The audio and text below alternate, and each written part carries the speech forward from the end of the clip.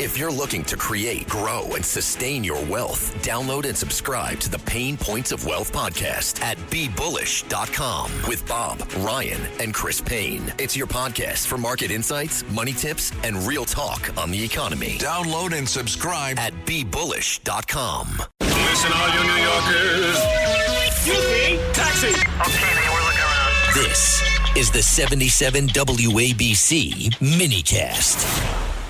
There was an incident in New York City where you had NYPD police officers attacked, assaulted in what was termed a snowball fight by the mayor of the city of New York in Washington Square Park. By kids, snowball fight against the NYPD. It was not kids with a snowball fight. 27-year-old throwing pieces of ice, police officers with lacerations on their face, okay? That's what it was. And the mayor dismisses it as kids in a snowball fight. The Manhattan District Attorney dismisses the assault charge against the 27-year-old, which is not a kid, in my opinion, who, by the way, had prior convictions. Because he can't prove assault, knocks it down to a misdemeanor. Because on the videotape, it wasn't clear that the 27-year-old actually caused the harm. Well, but this is all without an investigation. This is just all they did was look at the videotape. You could have actually went and you could have investigated. Treating the NYPD with respect, making sure the NYPD knows that this city respects them and respects their service and that the city administration has their back is critical.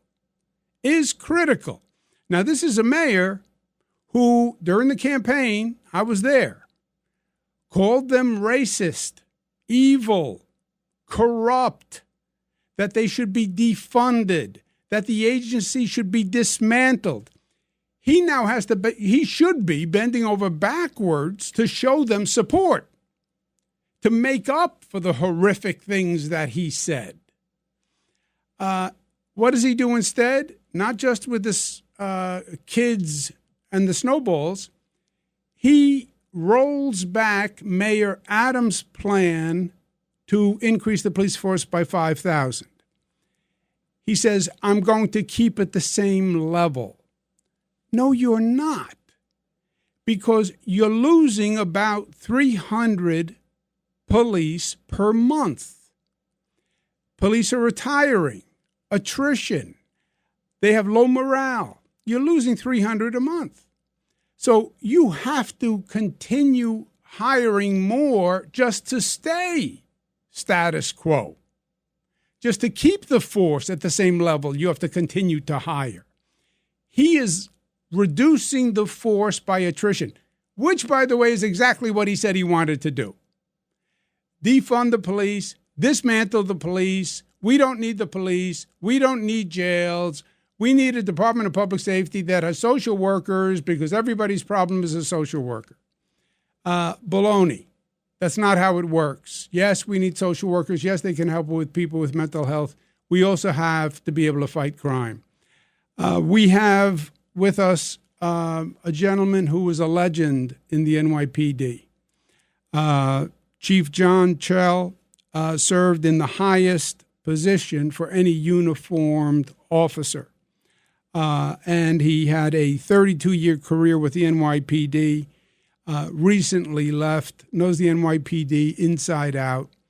I am a big fan of Chief Chell. He was there when I was governor, dealing with the de Blasio administration, which is starting to feel a lot like what's going on now.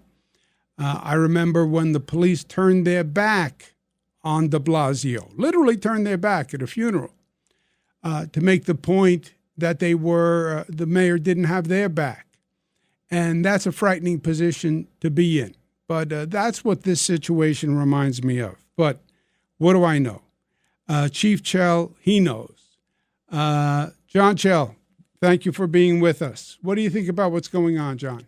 Governor, how are you? Wow, a lot to unpack there. But what I'll say is I'll start from this premise. No surprise here. So what do I mean by that? When you go back to the election, which obviously you were involved in, and his rhetoric that was documented vis-a-vis social media, to underline it, he was not a fan of the NYPD and said some pretty nasty things about us. But he wants to get elected, so he switches gears and says what he has to say. But I'm a firm believer your DNA is your DNA. So now the rubber meets the road. Now, not words, now it's actions. So what actions has he taken in the last 2 months to not ingratiate himself to the locker room of 34,000 cops, who on the surface don't get too involved in the day-to-day rumblings of what the mayor does, but the cumulative effect will get you back, the cops to turn their back on him. So first and foremost, he doesn't want to fund the 5,000. We're already understaffed about 1,000. Let's call it 34,000. You lose 300 a month and probably going to be more than that. And under the fiscal budget, and I don't think he really cares too much about public safety, to be honest with you. I don't think he's in a rush to replace those cops. Then our cops have to shoot a mentally ill person, which is a very tough situation. And he decides that he's going to go visit the family. I don't have a big problem with that on the surface, right? He's a mentally ill person. He's a mayor for all New Yorkers, as he says. But the group of people he doesn't visit are the cops who had to make that very, very tough decision. And now we get to the children frolicking in the snow at 27 years old. Let me put this in context. This was a social media event. And the last time we had one of these was in Union Square in the summer of 24. And it got out of hand with thousands of actually teenagers. You did have rocks in snowballs. You had ice left over from the prior storm. And you had 2 cops getting pelted. And he wants to call it a snowball fight. You know, from Governor Hochul down to elected officials at the local level, everyone was pretty much affirmative in their stance. You can't behave that way.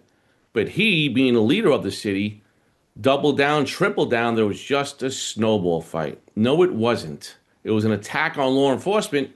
It was an attack on the NYPD. And the reason this occurs, because there's no consequences.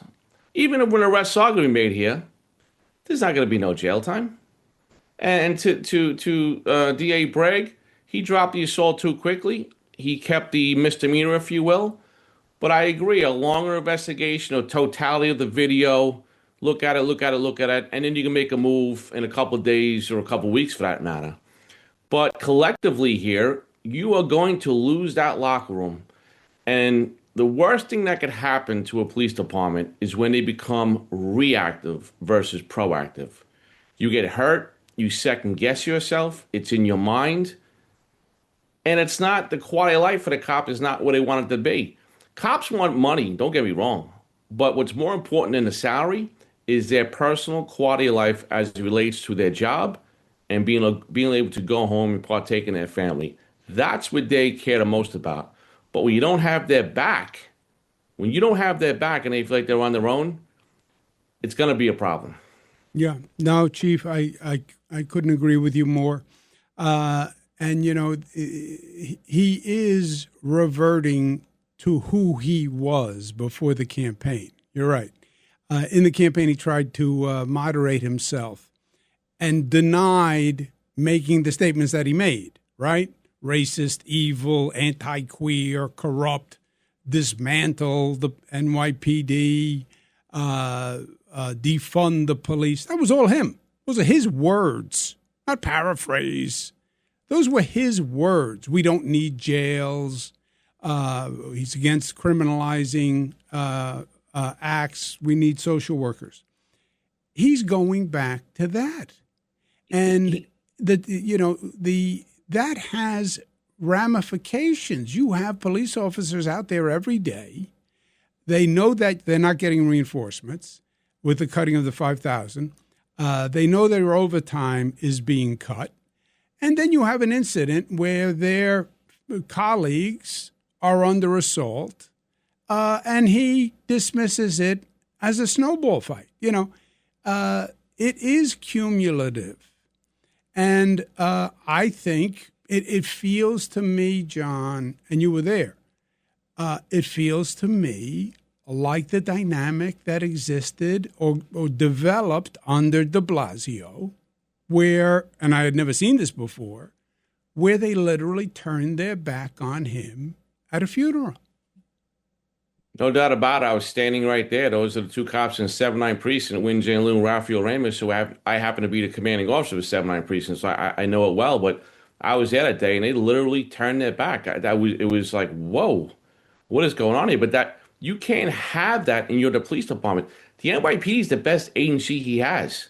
24/7, 365. We're not perfect, don't get me wrong, but we can make it happen when need be. And he needs us. And if you don't have public safety in this city, I don't care what programs you want to put forth and all your word salad and the goodwill, never going to happen. And people will leave this city. Yeah. When you think about this, you're contemplating. Well, you're not contemplating. You said it. You want to raise taxes 9.5%. So let's make it an easy 10 points.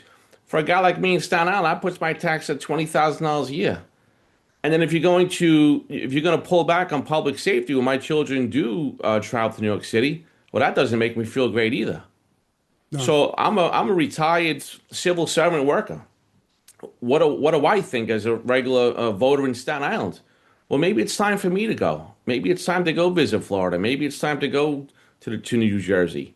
Not just one person, but as a collective, people are going to leave. Yeah.